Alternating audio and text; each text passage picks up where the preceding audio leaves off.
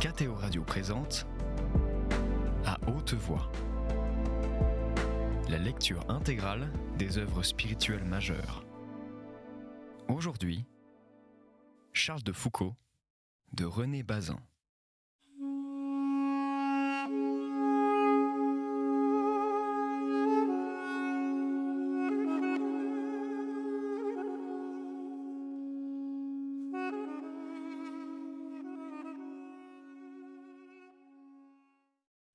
Loin de nous surtout ces petites douleurs, moins aisées à supporter que les grandes, ces blessures si mesquines, si rageuses, si envenimées que font les passions, l'amour-propre.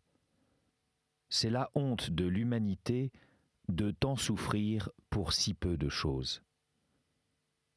Jésus au jardin des Oliviers. Il est triste jusqu'à la mort. Les apôtres ne comprennent pas sa tristesse. Cette tristesse divine les dépasse trop. Pour la comprendre, il faudrait savoir ce qu'est le péché. Et ils ne savent pas, et nous ne pouvons le savoir. Son attitude n'est pas une attitude grecque. Il ne domine pas sa tristesse, ne dit pas comme ferait un stoïcien « Douleur, tu n'es qu'un mot ». Oh que non! La tristesse l'envahit par tous les pores, son âme en est inondée, elle a monté comme une mer noyé tous les sommets. Il prie, mais sa prière n'est pas ce mouvement naturel, cette respiration heureuse de l'âme. Elle n'est pas non plus une suite de belles pensées, c'est un sanglot qui se résout en un Amen. Ainsi soit-il, c'est toute sa prière. Sa volonté, unie, identifiée jusqu'ici à celle du Père, pour la première fois apparaît distincte. Le poids est trop lourd. Vous, à qui tout est possible, éloignez de moi ce calice. Il cherche secours auprès de ses apôtres, il les trouve endormis. L'on est seul dans la tristesse, alors qu'on voudrait un mot du cœur. Les amis n'arrivent qu'au moment de calme, ou s'ils surviennent pendant l'orage, ils ne trouvent pas ce qu'il faut dire, et blessent par leur manque de tact ou leur sottise, tels les amis de Job. Enfin, un ange vient le fortifier, Angelus confortaviteum, le fortifier, non le consoler. La grâce, de son essence, est fortifiante, non consolante. Je ne puis citer plus longuement sans dépasser mon but. Ce qu'on vient de lire, ce que j'ai dit, suffit à faire comprendre pourquoi toutes les misères humaines, tous les doutes et tous les repentirs allaient naturellement à l'abbé Huvelin. Il confessait à saint Augustin, il recevait beaucoup chez lui. Quel robuste et agile esprit devait avoir ce malade et ce perclus pour imaginer successivement tous les problèmes d'ordre moral qu'on lui soumettait pour les étudier et les résoudre en un moment. Mais il était doué d'un jugement si sûr qu'il débrouillait tous les cas et d'une vue si pénétrante des dispositions intimes des personnes qui le consultaient que plusieurs l'ont attribué à une grâce singulière de Dieu. On cite même des circonstances où il a fait allusion à des événements passés et secrets de la vie de ses pénitents. Ses avis étaient clairs, simples, de bon sens, et il n'en changeait pas. Il les variait selon les gens. Il ne traitait pas les ours comme les hirondelles. Plus d'une fois, on l'a entendu répéter « Il y a des âmes auxquelles on doit dire « il faut en passer par là ». Il y a, dans les décisions canoniques, une force avec laquelle ceux qui les méprisent comptent plus qu'on ne croit. D'habitude, on trouvait chez lui, l'après-midi, ce grand érudit dans les directions spirituelles. On rencontrait dans sa petite antichambre des gens de tous les âges et de tous les mondes, des Parisiens et des passants. À tour de rôle, ils entraient dans la pièce voisine, encombrée de livres et de papiers, où se tenait M. Huvelin, assis, résigné à la foule comme à la maladie, un chat sur les genoux. Les visiteurs qui lui avaient été présentés, même dans le lointain passé, étaient sûrs d'être reconnus. Il écoutait de tout son esprit. Comme il était bref, il demandait qu'on fût de même. Sa mission était rude. Lui, naturellement gai, on l'a vu bien souvent pleurer. Il souffrait de toutes les douleurs qu'on lui apportait, de toutes les fautes dont il recevait l'aveu ou qu'il devinait dans les cœurs. Tel était le prêtre éminent en sainteté, c'est-à-dire en science de Dieu et des hommes, que Charles de Foucauld avait rencontré un soir de l'été finissant. Ils ne se revirent pas tout de suite. Mais dans l'âme de Charles, la grâce montait sa marée. On ne sait d'abord d'où elle vient. Elle est promise aux hommes de bonne volonté, ou plutôt, elle leur est déjà donnée et leur bonne volonté même est son œuvre. Au moment qu'elle semblait loin, elle a déjà couvert les fonds vaseux. Elle est fraîche, elle amène ses oiseaux avec elle et ses vagues qui déferlent l'une après l'autre, disant toutes « Il faut croire, être pur, être joyeux de la grande joie divine et recevoir la lumière sur les eaux vivantes. » Cet obscur mouvement, ce désir d'illumination, il les sentait en lui, de plus en plus puissants. On le voyait, à présent, entrer dans les églises entre deux courses ou à la tombée de la nuit. Il s'asseyait, loin de l'autel, ne comprenant ni ce qui l'avait attiré là, ni ce qui l'y retenait. Et il disait, non pas ses prières d'autrefois, mais celles-ci qui montent droit au paradis. Mon Dieu, si vous existez, faites-le-moi connaître. Un soir d'octobre, dans une de ces conversations familiales, où l'esprit et le cœur parlent librement et sans chercher la route, les enfants jouant autour des tables avant d'aller se coucher, une de ses cousines dit à Charles « Il paraît que l'abbé Huvelin ne reprendra pas ses conférences. Je le regrette bien. » « Moi aussi, répondit Charles, car je comptais les suivre. » La réponse ne fut pas relevée. Quelques jours plus tard, il dit gravement à cette même cousine « Vous êtes heureuse de croire. Je cherche la lumière et je ne la trouve pas. » Entre le 27 et le 30 octobre, le lendemain de cette confidence, l'abbé Huvelin vit entrer dans son confessionnal à Saint-Augustin un jeune homme qui ne s'agenouilla pas, qui se pencha seulement et dit « Monsieur l'abbé, je n'ai pas la foi. Je viens vous demander de m'instruire. » Monsieur Huvelin le regarda. « Mettez-vous à genoux. Confessez-vous à Dieu. Vous croirez. » « Mais je ne suis pas venu pour cela. » « Confessez-vous. » Celui qui voulait croire sentit que le pardon était pour lui la condition de la lumière. Il s'agenouilla et confessa toute sa vie. Quand il vit se relever le pénitent absous, l'abbé reprit.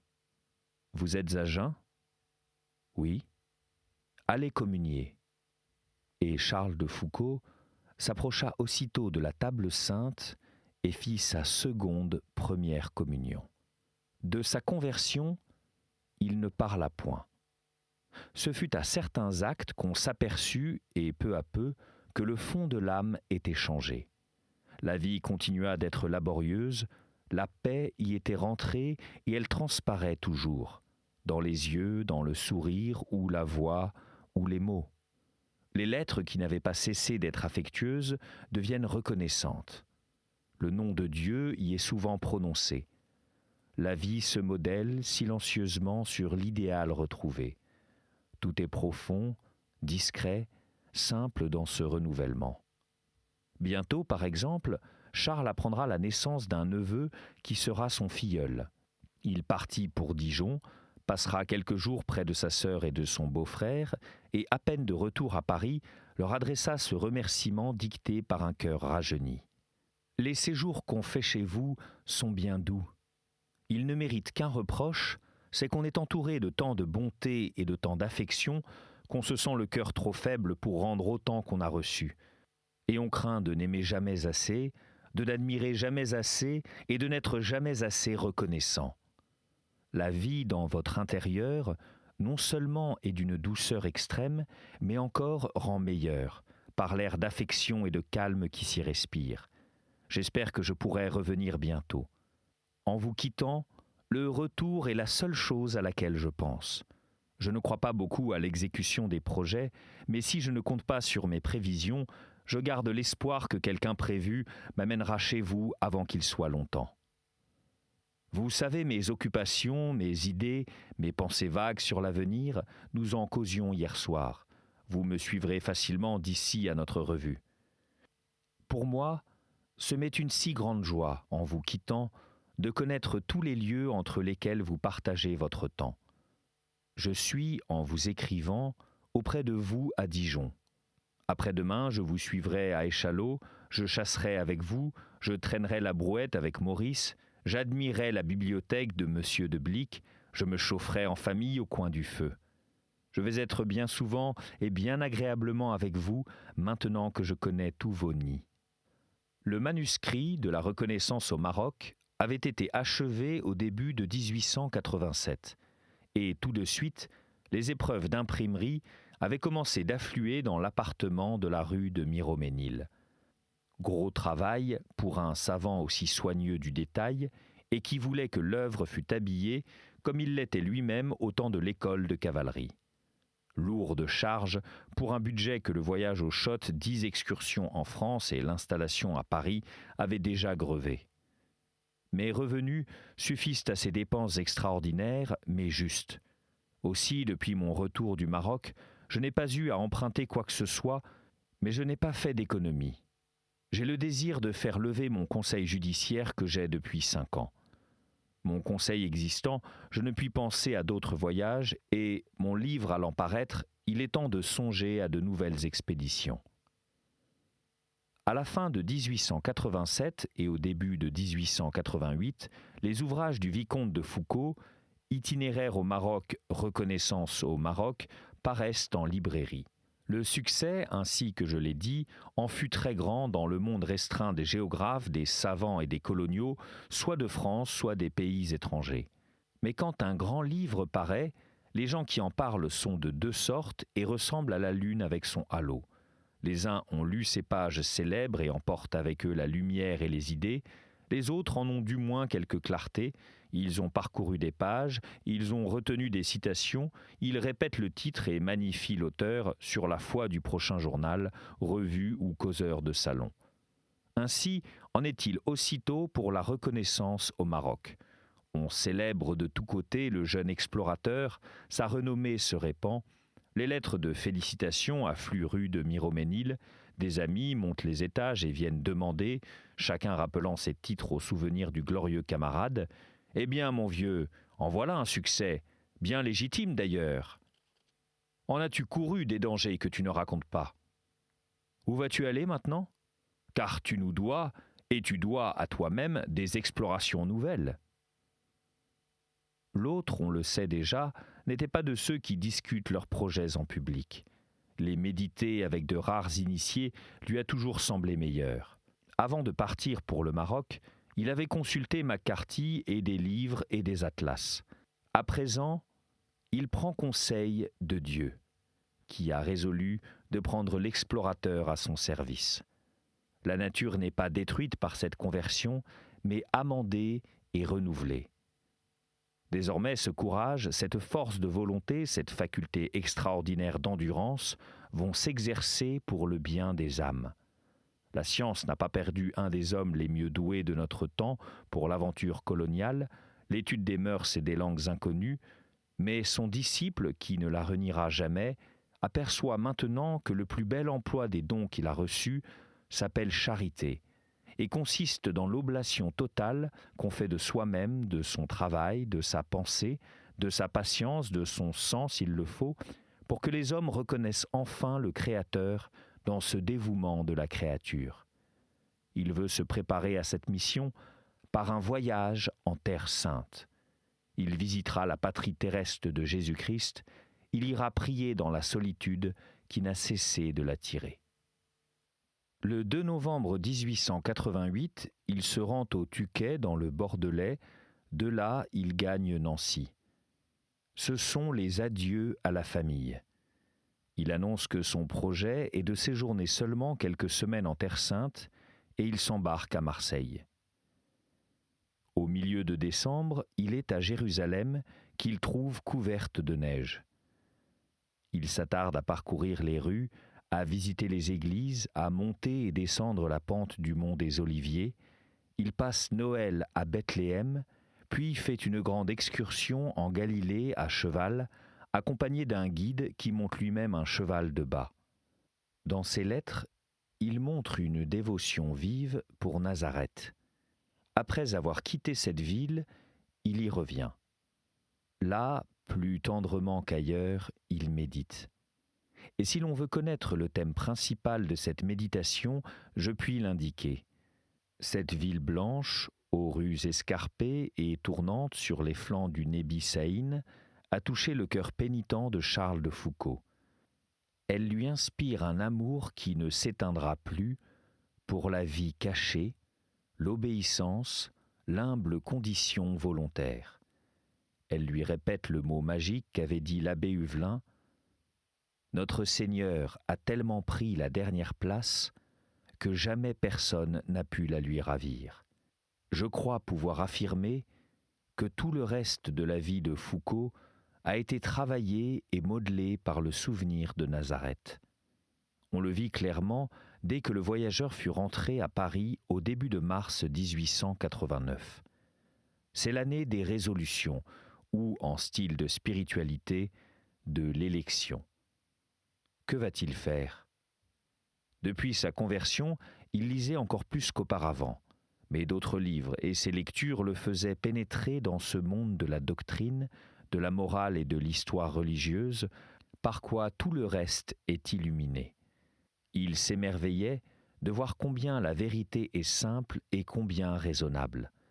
Il s'étonnait qu'il eût pu être troublé autrefois jusqu'à douter de la religion, jusqu'à la rejeter par des objections depuis si longtemps résolues et faciles à résoudre.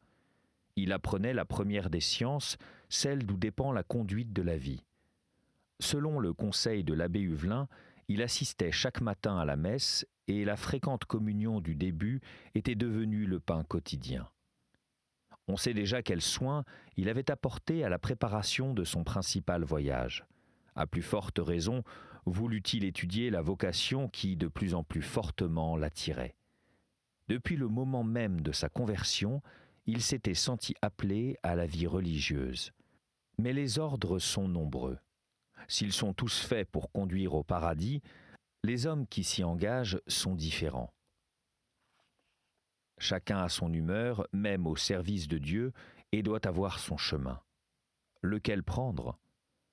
Pour le connaître, dans cette même année, Charles ne fait pas moins de 4 retraites. Il s'approche successivement de la règle vivante de 3 grands ordres. À Pâques, il est chez les bénédictins à Solesmes. À la Trinité, il part pour la Grande Trappe.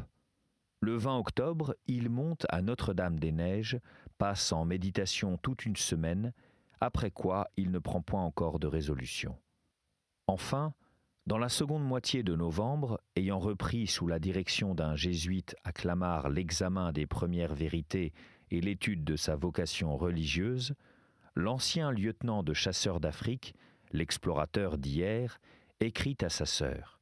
« Je suis revenu hier de Clamart et j'y ai pris enfin en grande sécurité et en grande paix, d'après le conseil formel, entier et sans réserve du père qui m'a dirigé, la résolution à laquelle je pense depuis si longtemps.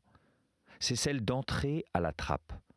C'est une chose arrêtée maintenant, j'y pensais depuis longtemps, j'ai été dans 4 monastères, dans les 4 retraites, on m'a dit que Dieu m'appelait et qu'il m'appelait à la trappe. Mon âme m'attire vers le même lieu, mon directeur est du même avis. C'est une chose décidée, et je vous l'annonce comme telle, j'entrerai dans le monastère de Notre-Dame-des-Neiges, où j'ai été il y a quelque temps. Quand ? Ce n'est pas encore fixé. J'ai diverses choses à régler, j'ai surtout à aller vous dire adieu, mais enfin cela ne sera jamais excessivement long. Quand je partirai, j'annoncerai mon départ pour quelque voyage, sans dire en aucune façon que j'entre, ni que je pense le moins du monde à entrer dans la vie religieuse. Il avait obtenu l'assentiment de l'abbé de Notre-Dame-des-Neiges. Mais dans sa lettre de demande, il avait nommé la trappe d'Agbès en Syrie. et prier qu'après quelques mois de probation et de noviciat, il fût envoyé dans cette maison lointaine, si cela est, comme je le crois, la sainte volonté de notre Père qui est aux cieux. Les plus proches parents furent seuls avertis de la grande décision. Les jours sont désormais comptés. Charles part le 11 décembre pour Dijon. Il y passe près de sa sœur et de M. de Blic une semaine, la dernière qu'il leur pourra donner avant la clôture, la solitude et le silence. Puis il revient à Paris pour régler quelques affaires, notamment l'abandon qu'il fait de ses biens à sa sœur. Il s'en ira pauvre. Le monde ne le reverra plus. Un de ses amis aperçoit Charles sur l'impériale d'un omnibus et s'étonne grandement. Encore quelques jours, et les lettres d'invitation à l'adresse du vicomte de Foucauld, rue de Miromesnil, resteront sans réponse. Une de ses cousines le prie de venir manger du chevreuil d'Alsace, du chevreuil de Saverne, et Charles, d'habitude très exact, ne donne pas signe de vie. On s'informe, on apprend qu'il a quitté Paris. Le 14 janvier 1890, il avait envoyé à sa sœur cette lettre d'adieu. « Au revoir, ma bonne Mimi. Je quitte Paris demain. Après-demain, vers 2 heures, je serai à Notre-Dame-des-Neiges. Prie pour moi. Je prierai pour toi, pour les tiens. On ne s'oublie pas en se rapprochant de Dieu. » Il lui avait dit à Dijon quelques semaines plus tôt, « Soyons tristes, mais remercions Dieu de cette tristesse. » C'était À haute voix, une émission de KTO Radio. Aujourd'hui, Charles de Foucauld de René Bazin. Lecture, Fitzgerald Berton. Captation et réalisation, Aymeric Plouinec et Thibaut Dagalier. Une émission disponible en podcast sur ktoradio.com et sur l'application KTO Radio.